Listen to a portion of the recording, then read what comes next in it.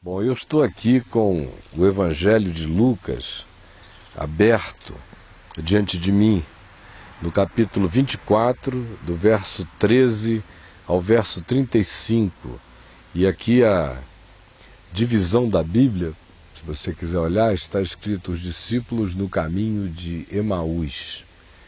O texto é longo, eu não quero lê-lo todo, apenas ressaltar o que está dito no verso 19.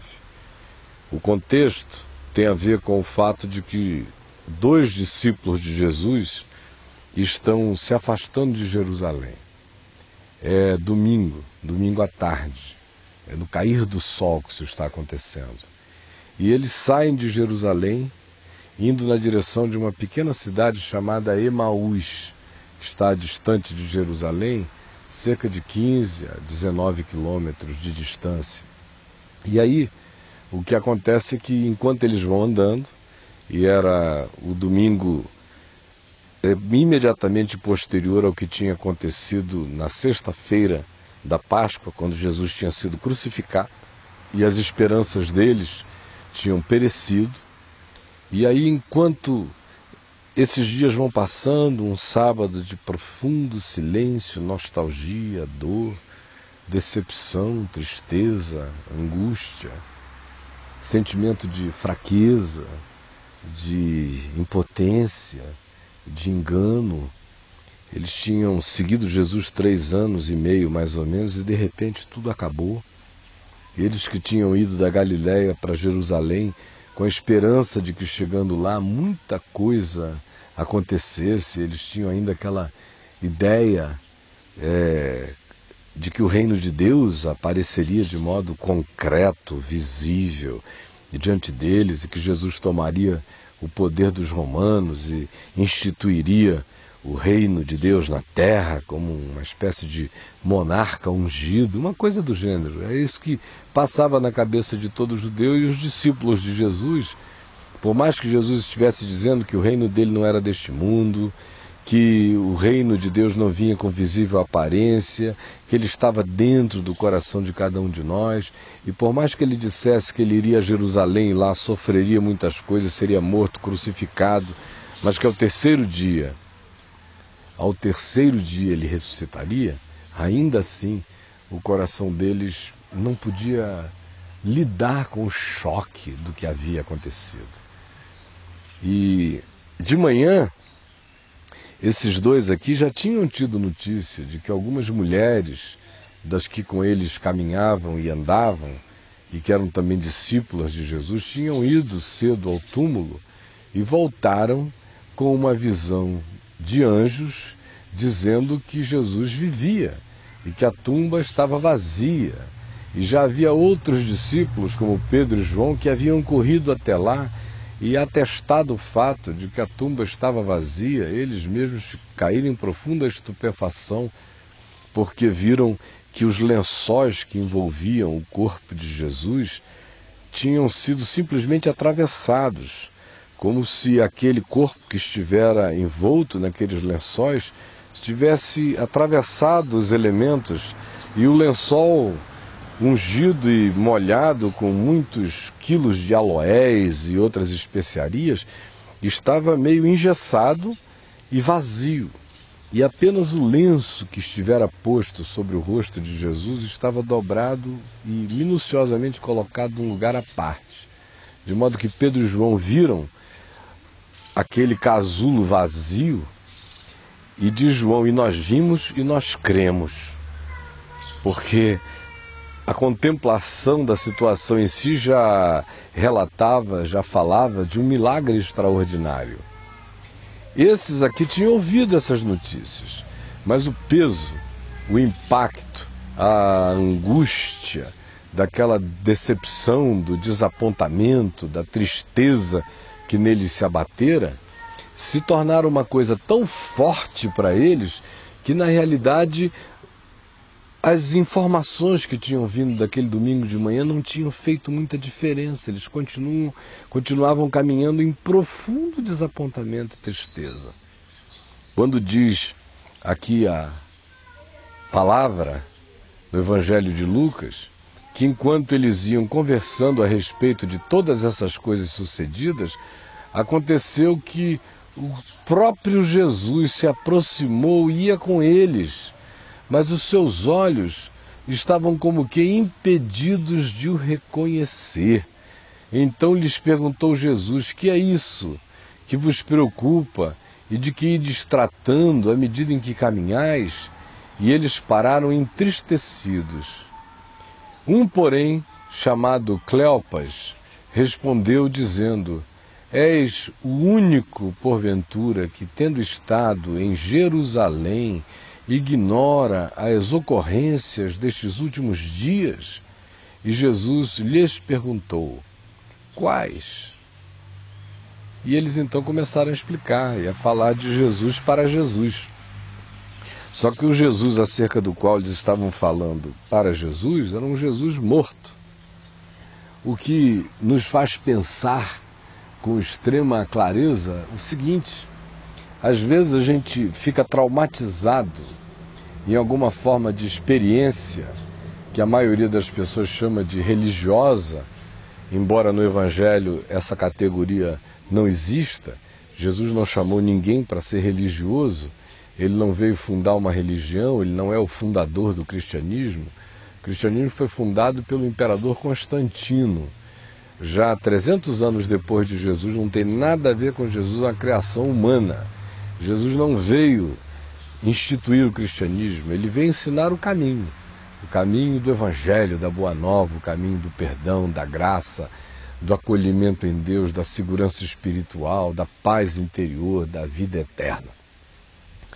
Apesar disso, o que acontece é que muitas vezes o indivíduo fica pertencendo a grupos, tendo algumas experiências que ele chama de religiosas, ele desenvolve as suas próprias ideias e concepções a respeito de Jesus, e não necessariamente uma pessoa que esteja caminhando ou pensando que está caminhando com Jesus entendeu e discerniu qual é a mensagem do Evangelho, como era o caso deles, mesmo Jesus dizendo explicitamente o que iria acontecer, que o caminho dele até Jerusalém iria implicar na cruz, e que a cruz não seria um acidente, nem seria uma construção feita pelo poder esmagador que os romanos e judeus unidos naquela trama política teriam de massacrá-lo. Não.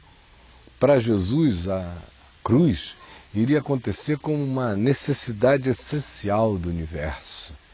Ele iria morrer na cruz para chamar para si todos os pecados, iniquidades e desencontros da vida humana e de toda a criação, porque ele é o Cordeiro de Deus imolado antes da fundação do mundo e que se manifestou na história, no tempo, no espaço, para que cada um de nós tivesse consciência de que o processo da nossa existência está marcado de ambiguidades, de pecados, de ignorâncias e de morte, mas que quando a gente tem os olhos abertos pela luz do Evangelho, pela graça de Deus, e começa a discernir as coisas, então nós vamos entendendo que essa é uma grande oportunidade que nós estamos tendo de estarmos vivos aqui para discernirmos a grandiosidade do nosso chamado, que tem a ver com nos tornarmos semelhantes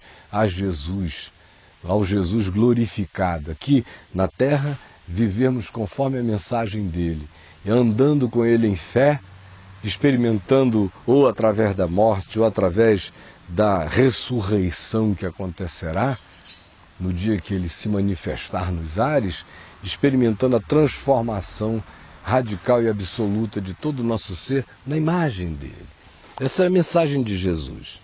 Os discípulos vinham ouvindo tudo o que nós ouvimos, mas a mente deles estava fechada, assim como a sua pode estar.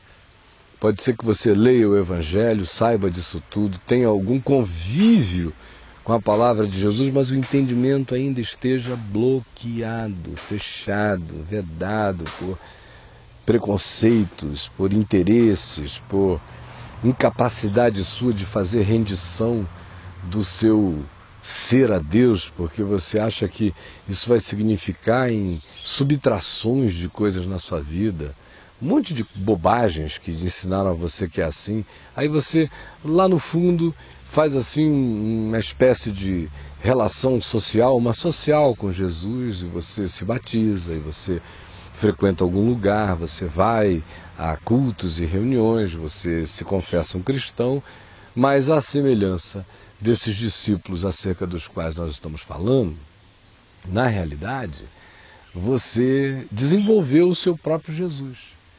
E à semelhança deles, você às vezes fala de um Jesus para Jesus que Jesus não conhece.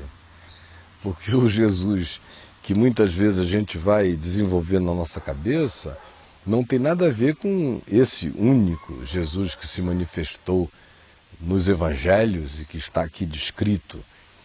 Na maioria das vezes o nosso Jesus é da religião, é da igreja, é das doutrinas dos homens, é um ser desfigurado que não se assemelha a Jesus em nada. Mas a gente, não conhecendo de fato a Jesus, fica pensando que aquele holograma de ideias e de concepções erradas que a gente desenvolveu é Jesus e não é.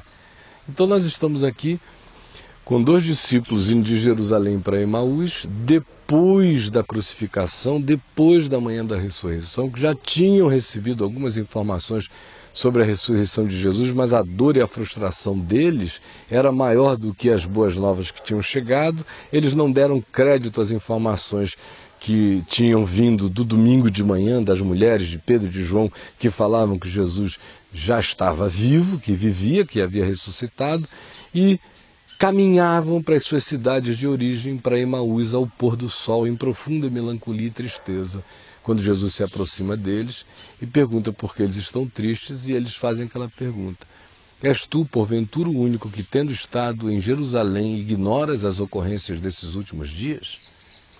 E aí Jesus lhes perguntou: quais? E eles quiseram falar de Jesus para Jesus. Talvez esta seja a sua situação hoje. Talvez você tenha caído em profunda decepção com Jesus. Talvez você tenha achado que deu sua vida a Ele, que creu nele, mas que a palavra dele não teve cumprimento na sua existência. Talvez você seja daqueles que estejam dizendo: mas eu achei que eu era dele, eu me entreguei a ele com toda a minha disposição, mas acontece que tudo que eu imaginei, que eu vislumbrei, que eu visualizei, que eu projetei para o futuro, não se cumpriu. Ao contrário, as coisas saíram de modo oposto, triste, desgraçado. Eu caminhava com ele esperando glória e encontrei cruz, encontrei dificuldade até as últimas consequências. Se esta é a sua situação, eu queria dizer a você o seguinte: é porque você está orando a Jesus, informando Jesus acerca de um Jesus que Jesus não conhece. E não conhece por uma razão extremamente simples: não é ele, é o Jesus da sua doutrinação, lhe foi informado. E você está aí contando histórias para Jesus, impedido de reconhecer que é Jesus que está com você, e dando ideia para Jesus, dizendo: és tu o único que ignoras as ocorrências desses últimos dias? Não é à toa que Jesus diz: quais? Era eu. Vocês estão falando de quem? Se era de mim, as ocorrências dos últimos dias são outras. Vocês estão enganados. As últimas notícias não têm a ver com o fato de que eu fui crucificado e morto. As últimas notícias têm com o fato de que eu ressuscitei, estou vivo. Esta é a palavra de Jesus a você hoje. Porque você está aí me vendo, com um coração extremamente triste, mesmo que você disfarce isso nas reuniões de grupo e de comunidade, de igreja que você tenha, cantando muito, se envolvendo em muitas coisas, com 1000 atividades, muitos compromissos, mas só Deus sabe como no seu coração Jesus está morto. Só Deus sabe como aí dentro de você as esperanças pereceram. E você continua falando no assunto, você discute sobre Jesus, você ouve notícias, você guarda informes, você busca saber das coisas, mas tem a ver com um Jesus morto. A maioria das pessoas que eu conheço, de fato, confessam a Jesus, mas têm-no na vida como um Deus morto. É por isso que elas dependem tanto de outros agentes. Dependem de pastores, de sacerdotes, de gurus, entregam a vida às pessoas para que outros as conduzam, porque elas mesmas não carregam dentro do coração essa vitalidade essencial, essa esperança enraizada que possui todo aquele que de fato conhece a Jesus pessoalmente. Eu disse que era essa sua situação provavelmente hoje. Se for, eu queria dizer uma coisa a você. Às vezes a gente caminha, falando de Deus pela vida, mas os nossos olhos estão impedidos de reconhecer a própria presença de Deus chegando, se manifestando, porque a gente tem ideias preconcebidas, porque a gente foi doutrinado na construção de um Deus que não existe, de um Deus que, em sendo falado para Deus mesmo, Deus diz não sei quem é. Você provavelmente foi doutrinado acerca de um Jesus que, em Jesus sendo informado acerca desse Jesus que você professa, ele diz, nunca vi, nem mais gordo, nem mais magro. Se essa é a sua situação, eu cheguei hoje aqui, aonde você está, nessa esperança total de que o Espírito Santo tire o véu do seu entendimento e você discirna que de fato você não sabe nada, que você carrega de Jesus um nome, que você carrega de Jesus informes terceirizados que lhe foram passados por outras pessoas, mas você mesmo não teve a sua experiência de fé, de crer na palavra dele que o descreve como ele é, e mais do que isso, não teve a experiência de fé de você mesmo atestar o fato de que ele vive. O interessante é o seguinte, o que o Evangelho está nos ensinando é que quando a gente anda com uma predisposição mental acerca de Deus, acerca de Jesus, a gente não discerne Jesus quando ele se manifesta. Porque vem Jesus, se aproxima deles, vai andando com eles, e o texto aqui do Evangelho de Lucas diz que os olhos deles estavam como que impedidos de o reconhecer. O olhar estava blindado por causa da preconcepção, porque achavam que sabiam. E tão arrogantemente pensavam que sabiam, que quando Jesus lhes perguntou do que é que ides tratando à medida em que caminhais, eles pararam entristecidos e lhe perguntaram, és tu, porventura, o único que, tendo estado em Jerusalém, ignoras as ocorrências desses últimos dias? O único. É o único alienado do pedaço. Eles ficaram irritados. Eles achavam que sabiam de tudo. Tudo que dizia respeito a Jesus, eles tinham informação. Por terceiros. Era ele que nós esperávamos, quem havia de redimir a Israel, mas já é esse o terceiro dia, desde que tais coisas sucederam. E é bem verdade que também algumas das mulheres das que conosco estavam, tendo ido de manhã cedo ao sepulcro, voltaram dizendo terem tido uma visão de anjos, os quais afirmam que ele vive. Mas assim mesmo, para eles, nada de importante tinha acontecido, tinha significado algum. Ora, isso mostra o poder extraordinário que as pré-compreensões têm de determinar dentro de nós esse tipo de impressão. Meu netinho está me chamando ali. Vem cá, Mateus. Deixa ele vir aqui com o vovozinho. Vem cá com o vovô. Vem com o vovô, meu amor. Vem cá, você não quer falar com o vovô? Jesus parava tudo para falar com as criancinhas. Pode vir com o vovozinho. Vem cá. Não quer vir agora não? Ele só queria quando não podia. Agora que o vovô diz vem, ele não quer vir. Mas a gente continua. Se você quiser vir aqui, senta aqui com o vovô, tá bom? Eu quero continuar só dizendo a você simplesmente isso.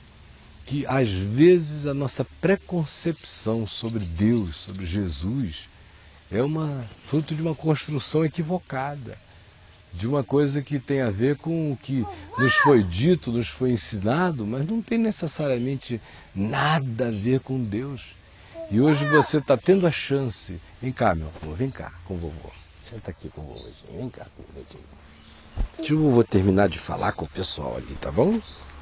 Hoje você está tendo a chance de sentar no colo de Jesus, de sentar no colo dele, de parar de ter experiências terceirizadas de outros que não tem nada a ver com você.